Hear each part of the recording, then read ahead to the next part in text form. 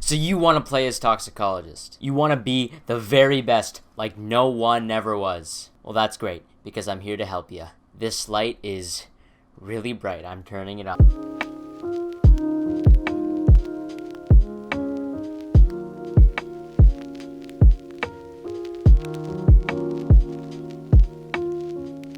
This is the basics of the toxicologist class in Spellbreak by me, Connortbot. We're going to be covering basic strategy tips, builds, loadouts,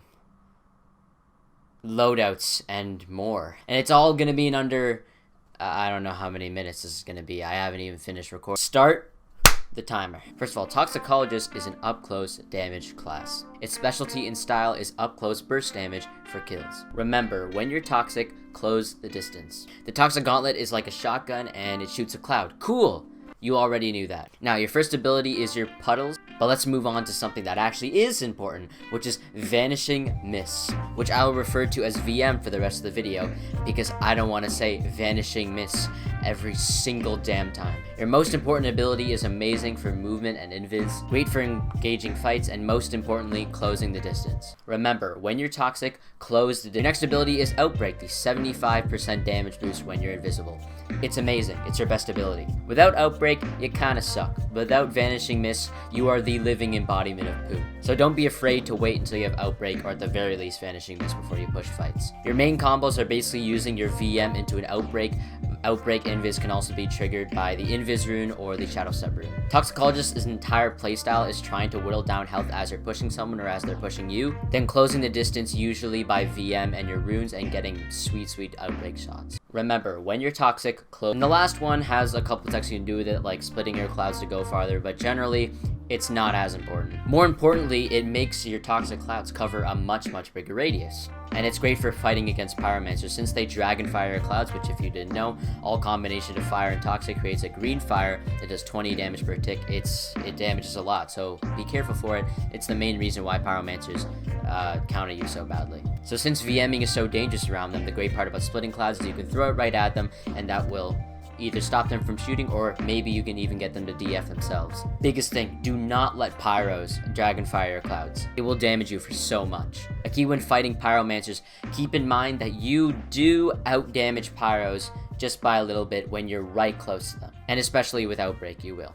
I can't really emphasize how close you actually have to be for you to really outdamage pyro. Especially without Outbreak, it's basically about how many of those spikes you actually hit. And if you're unlucky or you're just not able to hit enough spikes, or you miss one spike even though you're close enough, you just won't do nearly as much damage and you'll get outdamaged by pyro. The other thing is their firewall blocks all toxic shots, so don't try to shoot it.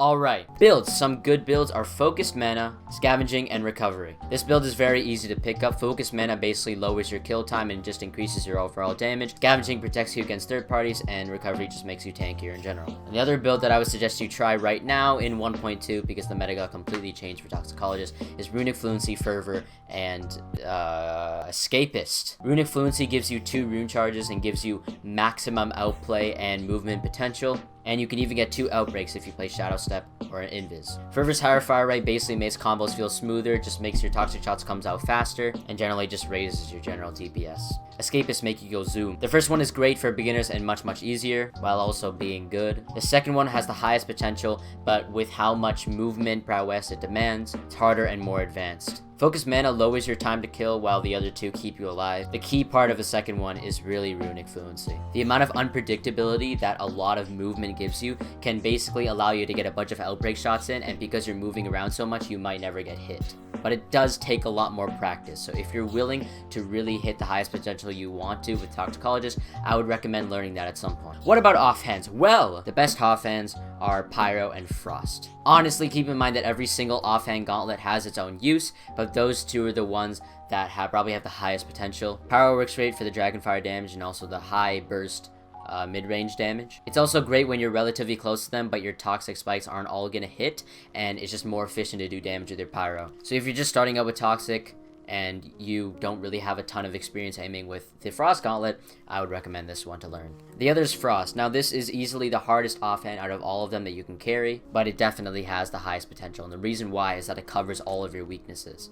Now your weak spots are people in the air and long range, and Frost covers both of those perfectly. They counter them, in fact. The way you should be thinking about it is that if pushing will give you a positional advantage, try to use your puddles and your frost shots or offhand, whatever you're using to get off damage when you're far away as you're pushing them, and then use your movement to get up close to get outbreak shots off. As opposed to when you're being chased or being pushed, make sure that you're using your frost offhand.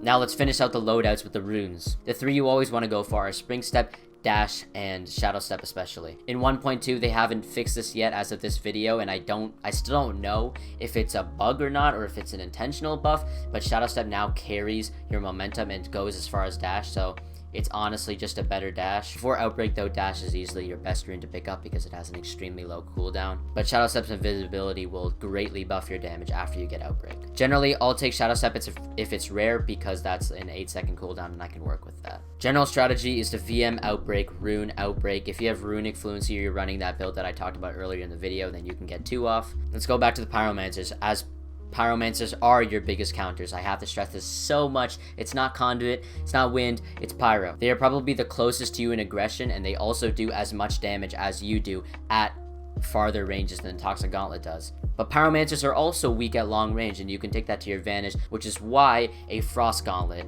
is perfect as an offhand, because you can get them when they're far away. It's also why Pyro is good. That means you level the playing field a little bit. Everything about the Pyro class basically counters you. So the best way to do it is to just keep hitting them with outbreak shots as close as you possibly can without getting hit yourself, and the way you can do that is just keep using your movements.